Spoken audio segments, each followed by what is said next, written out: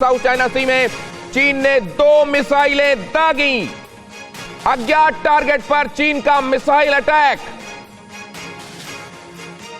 Taiwan के हमले के बाद चीन ने दागी थी मिसाइल।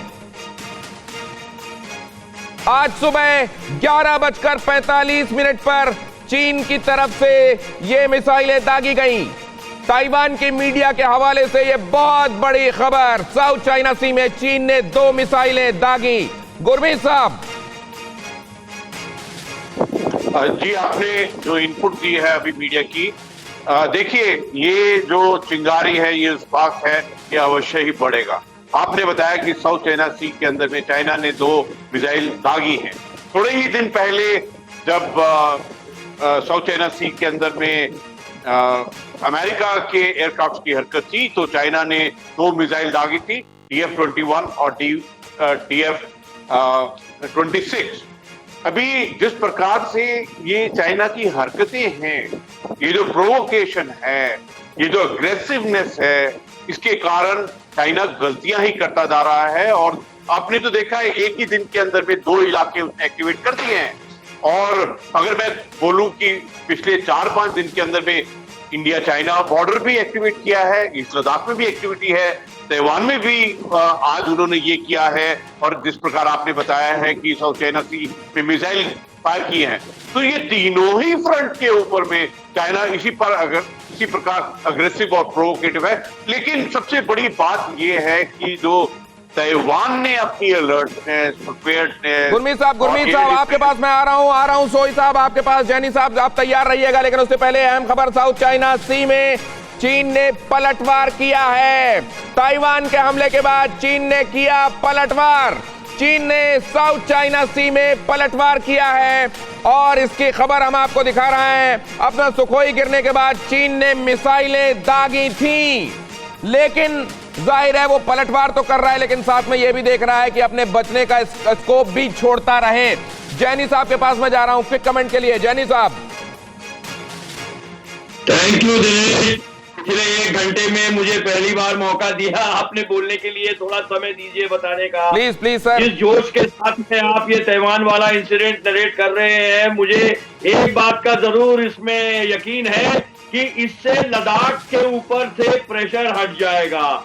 क्योंकि यही मकसद था क्वाड का, कि जब क्वाड आ जाता है और क्वाड अपनी हरकत पूरी शुरू करता है, तो फिर अटेंशन जो है वो डाइवर्शन उधर हो जाएगा, फोर्सेस का अटेंशन उधर हो जाएगा और जो है वो उधर की फोर्सेस फिक्स हो जाएंगी और जो चाइना जो है वो लद्दाख के प्रति ज्यादा कुछ नहीं कर पाएगा। अब मैं कहना चाहता हूँ वो बात जो आपने अलाउ नहीं किया पिछले बार, वो है रूस का सपोर्ट।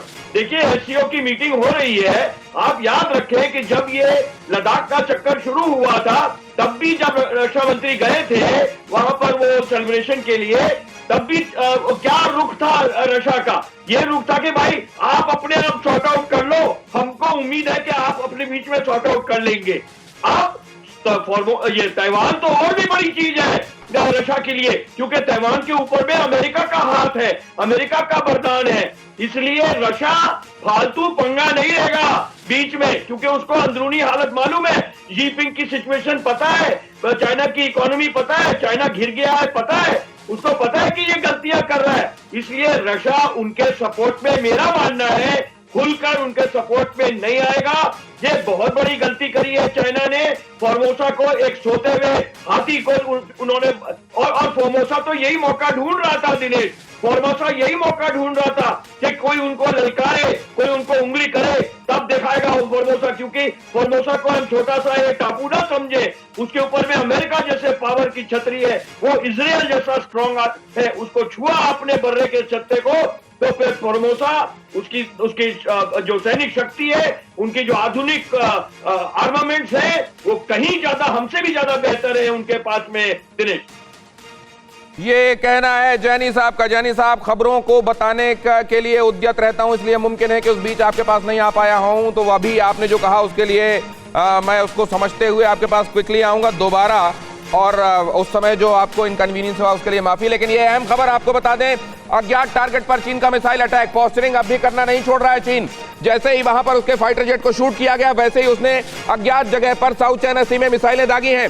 मिसाइलें दाग दाग कर वो ये दिखाना चाह रहा है कि उसके पास बहुत बड़ी ताकत है और टकराव फुल फ्लेजेड जाने की सूरत में वो इससे न सिर्फ निपट सकता है बल्कि इसको क्रश कर सकता है। लेकिन अब सवाल यह है सुमित कि ये पोस्चरिंग से आगे बात निकल गई अब, क्योंकि अगले 24 घंटे इस पोस्चरिंग को दोनों तरफ से मॉनिटर करना होगा। अब चीन के लिए ज्यादा दिक्कत यह है कि उसको क्या स्टेप लेना है। यानी चीन अगर अपने ट्रेडिशनल वे पे चलता है, जो अग्रेसिवनेस वो हमेशा अपने बयानबाजी में, अपने एक्शंस में दिखाता था, अगर वो ताइवान के साथ फिर उसी तरीके के करता है तो निश्चित तौर पर आने वाले वक्त में कई ऐसे देश, जिसमें अमेरिका, जिसमें कई कंट्रीज जो हैं, वो चीन के खिलाफ क्या एक्शंस लेंगे, क्या स्टेटमेंट्स करेंगे, क्या सैंक्शंस लगाएंगे, ये सिलसिलेवार तरीके से देखना होगा। और वो सारी चीजें दिनेश, सारी चीजें भारत और चीन के जो स्टैंड ऑफ चल रहा है उस पर डायरेक्टली इनडायरेक्टली इफेक्ट जरूर करेगी। न्यूज़ टॉप 9 रोज सुबह 7 बजे और शाम 7 बजे सिर्फ TV9 भारतवर्ष पर।